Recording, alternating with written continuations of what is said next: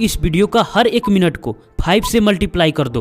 उतना number extra में exam में मैं दिलाऊंगा, या 50 नंबर ले लो, इतना तो फिक्स है। हर सब्जेक्ट में 10 नंबर, 5 सब्जेक्ट है 50 number. Are you comedy me? नहीं, सीरियस बोल रहा हूँ, इसे ज्यादा भी हो सकता है। अगर इस वीडियो में बताई गई एक एक बात को ध्यान से सुना और उसे एग्जाम कॉपी में अप्लाई किया तो एग्जाम में अच्छे स्कोर करने के लिए सबसे इम्पोर्टेंट चीज क्या है? नॉलेज। वो तो सबको पता है कि एग्जाम देने के लिए पढ़ाई करना पड़ेगा, नॉलेज बढ़ाना पड़ेगा। तो इम्पोर्टेंट क्या है? कॉपी।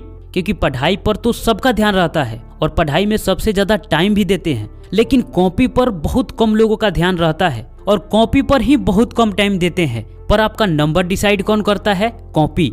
टीचर के नजर में आपको इंटेलिजेंट कौन बनाता है? कॉपी। और टीचर के नजर में बेवकूफ कौन बनवाता है? कॉपी। आप बहुत बड़ा पढ़ाकू हैं, इंटेलिजेंट है, या आप बहुत बड़ा पढ़ाकू नहीं है, इंटेलिजेंट नहीं है। आप जिस भी किस्म के स्टूडेंट हैं, टीचर आपको नहीं जानते, राइट? वो आपके सिर्फ रोल नंबर को जानते हैं और कॉपी को। और आप अपने कॉपी से टीचर को खुश करते हैं या ना खुश, आप उन्हें स्ट्रेस में डालेंगे या हैप्पी मूड में, ये आप तय करेंगे और आपका नंबर वो तय करेंगे। तो आप क्या चाहोगे? एग्जामिनर को खुश करके नंबर को बढ़वाना या ना खुश करके नंबर को कटवाना? यस या नो कमेंट बॉक्स में जरूर बताना।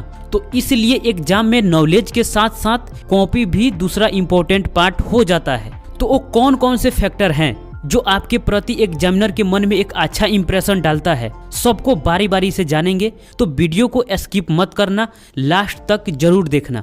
सबसे पहले कुछ प्रिकॉशंस यानी सावधानियां जान लेते हैं।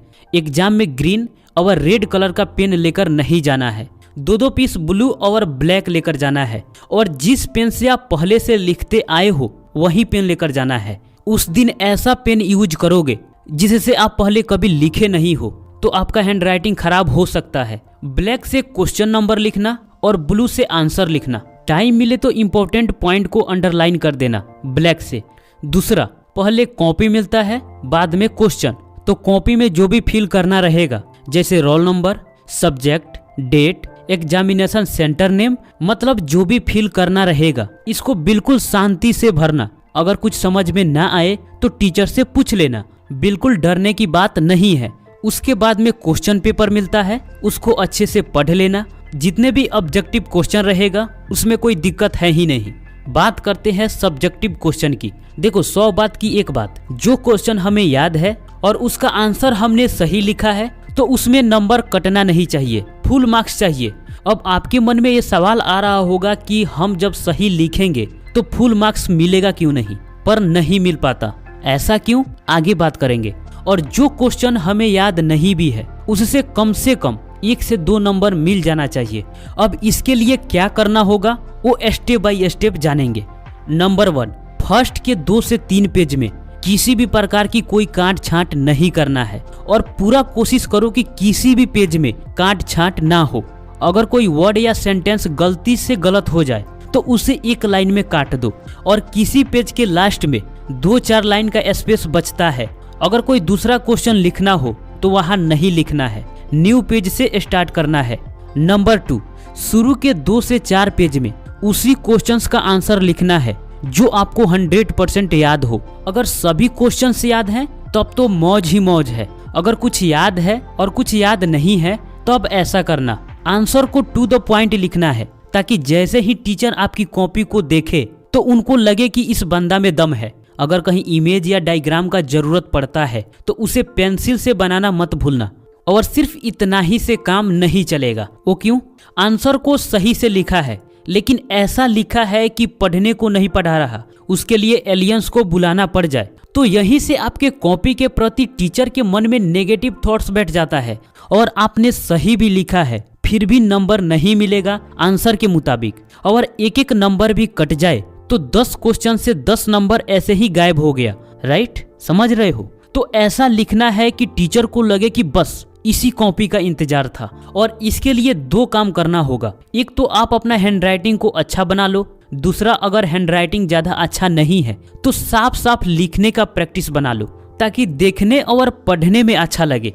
नंबर 3, जितना शब्द में आंसर को लिखने को कहा जाए उतना ही शब्द में लिखो। क्या आपने कभी सुना है कि जितना लिखोगे उतना नंबर मिलेगा? ये बिल्कुल गलत है। जो क्वेश्चंस नहीं आता है उसे लास्ट में क्वेश्चन से रिलेटेड लिखना अलग बात है, लेकिन जो क्वेश्चन आता है उसका आंसर उतना ही शब्द में लिखना जितना जरूरी हो। वैसे भी इंस्ट्रक्शन में सब कुछ दिया रहता है, आप ध्यान से पढ़ोगे तो सब पता चल जाएगा। जैसे 2 नंबर की क्वेश्चन है और उसको 6 से 8 लाइन यानी 80 से 100 शब्दों में लिख दो, और आप सोच रहे हो कि पन्ना तो भरा है, पूरा फुल नंबर मिलेगा। इससे कोई फायदा नहीं, उल्टा नंबर भी कट जाएगा, क्योंकि टीचर को पता है कि 2 नंबर का क्वेश्चन है तो उसका आंसर 2 से 4 लाइन यानी 30 से 40 शब्दों में ही कंप्लीट हो जाएगा। ये तो 80 से 100 शब्दों में लिखा है और उन्हें बिना पढ़े पता चल जाएगा कि ये मनगढ़ंत कहानी है और नंबर कट जाएगा।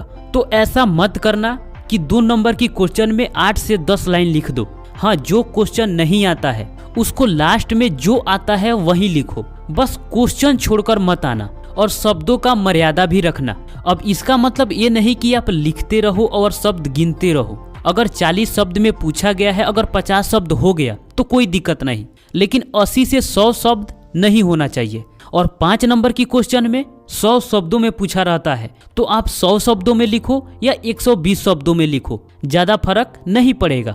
अगर एग्जैक्ट में आपको सही क्वेश्चन याद होगा तो उसका आंसर लगभग उतना ही शब्द में आएगा जितना शब्द में पूछा रहेगा। तो पॉइंट को समझो।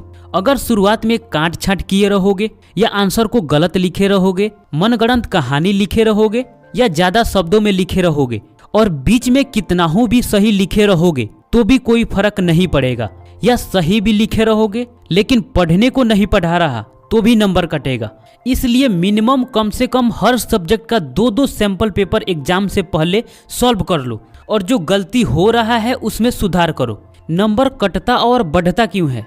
देखो, सिर्फ एक कॉपी चेक नहीं होता। एक बार में एक टीचर को 100 से 200 कॉपी चेक करने को मिलता है। अगर अच्छे से बारी बारी एक एक क्वेश्चन को चेक करेंगे तो एक कॉपी में कम से कम 5 मिनट लगेगा। तो 200 कॉपी है तो इसका मतलब 1000 मिनट लगेगा, यानी लगभग 16 घंटे। अगर 100 कॉपी है तो कम से कम 8 घंटा लगेंगे, और इतना समय कौन देना चाहेगा? और एक ही जैसा कॉपी बार बार रिपीट होता है तो उसमें जो अच्छा लिखा रहेगा और जिसका कॉपी अट्रैक्टिव होगा तो उस पर टीचर का नज़र तो जाएगा ही, और जो सही लिखा नहीं रहेगा उससे टीचर का मन तो भागेगा ही।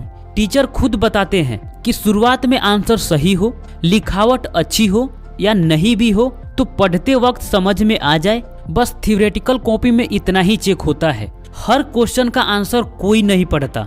अगर वही मैथ है तो उसमें कोई गुंजाइश नहीं होती। आपके आंसर सही है इससे मतलब होता है, और आंसर तभी सही आएगा जब सॉल्व करने का मेथड सही हो। तो इसलिए मैथ में उतना ही नंबर मिलता है जितना सही रहता है। साइंस में थोड़ा बहुत चलता है, इसके अलावा जितने भी सब्जेक्ट हैं सब एक ही तरह चेक होते हैं। तो दोस्त, बेटर तरीके से कॉपी को लिखने के लिए घर पर प्रैक्टिस करो, ताकि अगर तुम्हारा कॉपी कोई देखे तो उसे अट्रैक्टिव लगे।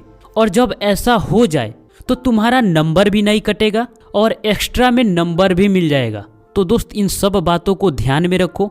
मिलते हैं आपसे फिर अगले वीडियो में, तब तक के लिए आपका धन्यवाद।